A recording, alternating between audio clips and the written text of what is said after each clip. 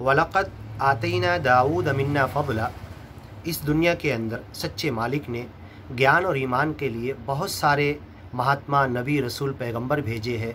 एक नबी, रसूल, पैगंबर, महात्मा का नाम बाइबल में, कुरान में, ज़बूर में, तौरेत में मौजूद है, दाऊद पैगंबर, डेविड जिनको कहते हैं। तो हमने दाऊद पैगंबर को दिया था मिन्ना, हमारी तरफ से, फ़ज़ला, हमारा फ़ज़ल, ताकत, क़ुव्वत, रहमत।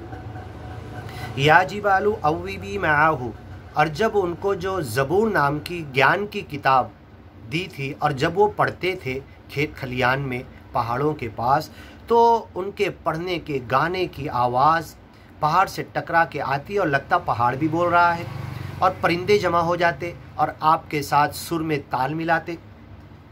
ऐ पहाड़, तुम भी इनके साथ सच्चे मालिक का नाम स्मरण करो, सिमरन करो, अव्विबी, औबा और तौबा करो, गीत गाओ, गीत पढ़ो, सिमरन करो, नाम स्मरण करो सच्चे मालिक का। ऐ पहाड़ और परिंदों, और परिंदे आके बैठ जाते माहू, दाऊद पैगंबर के साथ, व तैर, परिंदे, पक्षी, व अलन्ना लहुल हदीद, और हमने दाऊद पैगंबर के लिए लोहे को नरम कर दिया था।